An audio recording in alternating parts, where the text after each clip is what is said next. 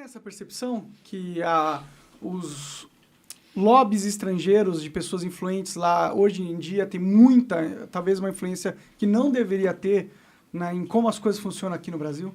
Muito grande mesmo. Muitos desses políticos mais conhecidos, eles frequentam os norte-americanos diretamente. Os militares nem falar. Eles têm uma ligação estreita com as Forças Armadas dos Estados Unidos, por exemplo. Por que será? De onde será que veio? Porque, em teoria, os militares deveriam ser os caras mais nacionalistas, né? Os caras que estão aí para defender o nosso território e nossos interesses. O problema é o seguinte, né? Nós tivemos um golpe militar. Esse golpe foi dado pelo planejamento e pela iniciativa dos norte-americanos. Se alguém vai falar que isso é teoria da conspiração, porque toda vez que você revela um fato, né, é teoria da conspiração. Se alguém for falar que isso é uma teoria da conspiração, já vou dizer que basta comprar um livro aí que fale do golpe, até da direita, não precisa ser da esquerda, não.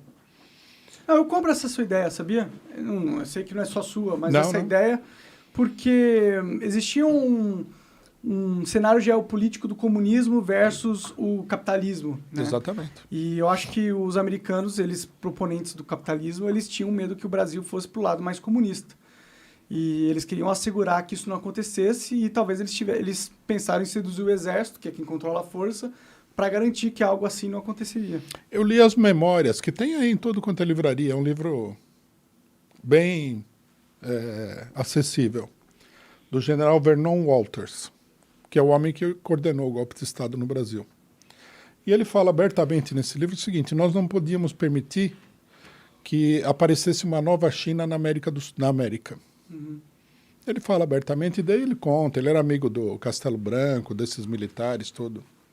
Então, quer dizer, a partir daí, né, as relações se estreitaram entre os militares brasileiros. Já havia muita relação, né, mas se tornou uma coisa mais institucional. E no Congresso Nacional tem muita gente aí que está aí, vamos dizer assim, né, cooptado pelo lobby internacional. Isso tem uma diferença em lados políticos? Você acha que a esquerda está mais, a direita está mais? A direita é mais, mas isso daí afeta todos os partidos políticos em geral. Assim como todo mundo sabe, né, que os partidos políticos são infiltrados, principalmente os de esquerda, pelos órgãos de informação, todo mundo sabe disso.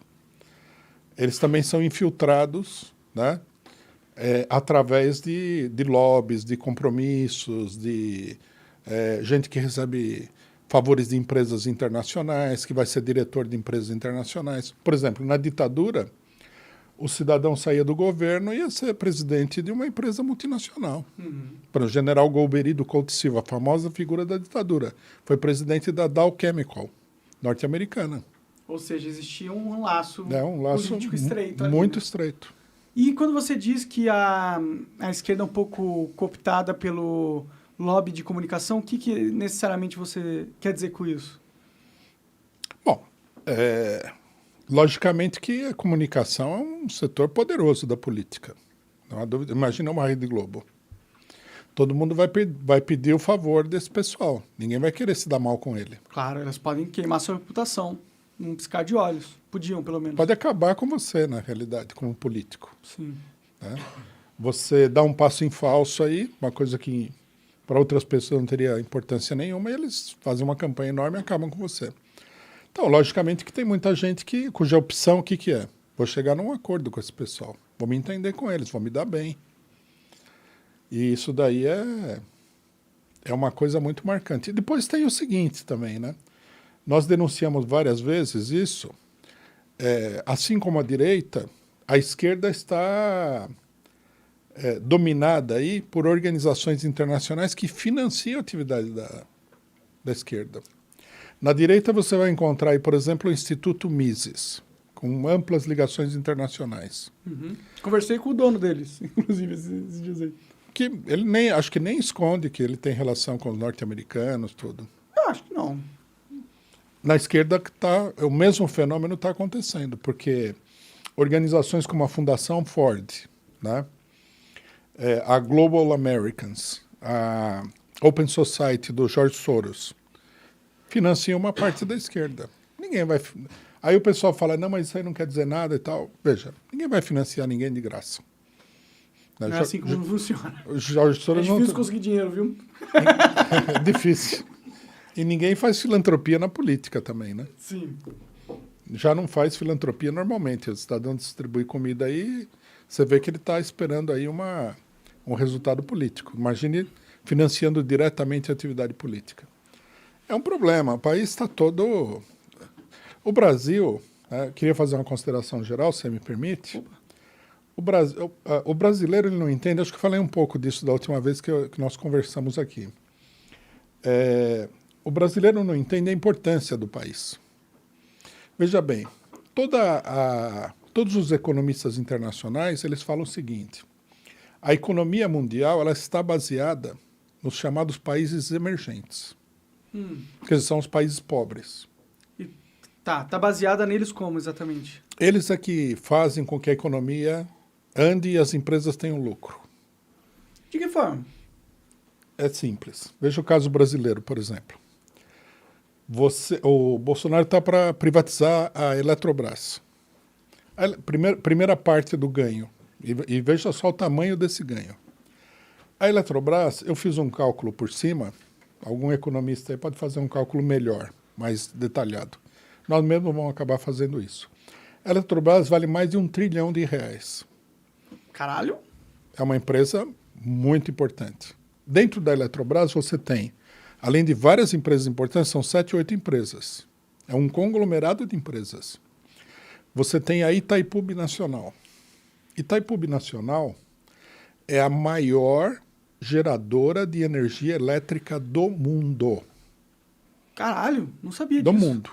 Impressionante. Tem uma hidrelétrica chinesa que tem capacidade de produzir mais do que a Eletrobras, do que a Itaipu. Uhum. Mas ela não produz porque na China, diferentemente do Brasil, você não tem água do rio o tempo todo. Então, no final das contas, a empresa não funciona uma parte do ano. Eles têm a tecnologia, mas não tem a natureza ao favor. E aqui, né, a gente tem. O Brasil é uma coisa espetacular. Quanto que custa? Quanto que custaria uma empresa como a Itaipu? Cerca de 100 bilhões de reais. Por quanto que o governo quer vender toda a Eletrobras? Por 100 bilhões de reais. Entendi. Então eles estão querendo vender bem abaixo do preço de mercado. Digamos assim, é menos de 10% do valor. A Vale do Rio Doce foi privatizada nas mesmas condições. A Telebrás foi privatizada nas mesmas condições. As siderúrgicas brasileiras, o Brasil é um país com um grande número de siderúrgicas, foram todas privatizadas nas mesmas condições. Então, primeiro problema, você dá um presente desse para empresas multinacionais. Pode passar pela mão de uma empresa nacional, mas vai acabar numa empresa multinacional. Aí o que acontece? O cidadão tem uma Itaipu, tem uma Eletrobras, que fornece 40% da energia elétrica do Brasil inteiro.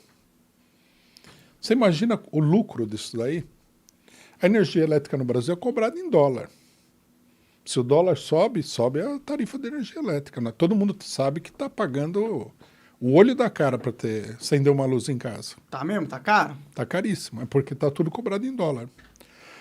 Agora, onde que existe essa boiada? Na França? Não. Na França não tem isso daí. Assim, o ambiente econômico já é todo dominado. E não tem esse porte também. A França não é do tamanho do Brasil. Não. A França tem 60 milhões de habitantes. Aqui você tem 220 milhões de pessoas, quase, que utilizam energia elétrica. Cobrado em dólar. Você imaginou o que é ter uma empresa dessa? Realmente é algo bom, né?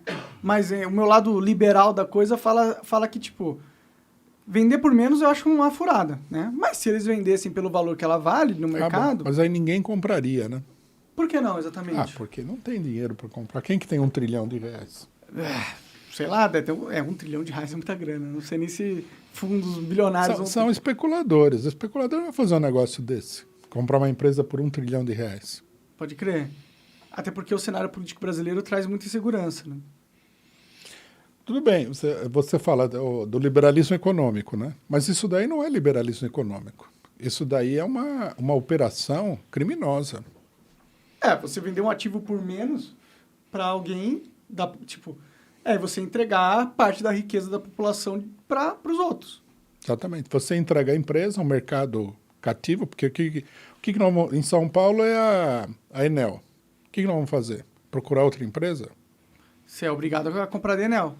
Isso também não é liberal. Sim, mas a Enel é uma merda. Eu tenho muita dificuldade com a Enel. Mas é tudo assim. Vai ser tudo assim. O serviço vai decair, não vai haver investimento. Será? Porque, eu sinto que muito dos serviços públicos serem de má qualidade é porque eles não têm que ter lucro.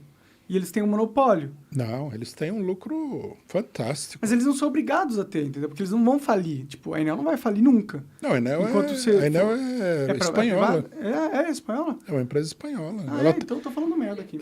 Eu tenho certeza, eu não tenho as contas, mas eu tenho quase certeza. Se você pegar a Enel Internacional, a empresa mais lucrativa deles é no Brasil.